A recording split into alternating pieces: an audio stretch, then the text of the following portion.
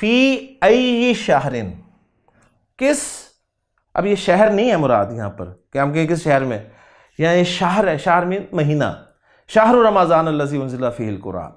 फी अय्यि शहरिन, कौन से महीने में, वुलिदा रसूलुल्लाह सल्लल्लाहु अलैहि वसल्लम, अल्लाह के रसूल सल्लल्लाहु अलैहि वसल्लम पैदा हुए।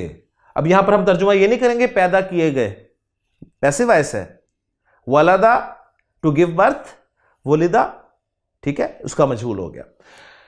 अंग्रेजी में भी हम ये कहते हैं कि he was born, passive voice इस्तेमाल करते हैं, तो अरबी में भी वुलिदा का लफ्ज लगेगा, और तर्जुमा जब हम करेंगे तो पैदा हुए ही तर्जुमा करेंगे, पैदा किए गए तर्जुमा नहीं करेंगे, ये बस इसका ख्याल रखना है।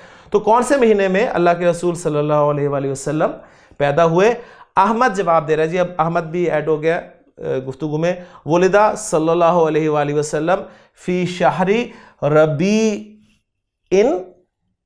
रबीइनिल अव्वली, ठीक है, इसको मिलाकर हम फिर ऐसे पढ़ेंगे, यानी उर्दू में हमारे लिए आसान है, रबीउल अव्वल के महीने में, ठीक, रबीउल अव्वल के महीने में अल्लाह के रसूल सल्लल्लाहु अलैहि वसल्लम पैदा हुए।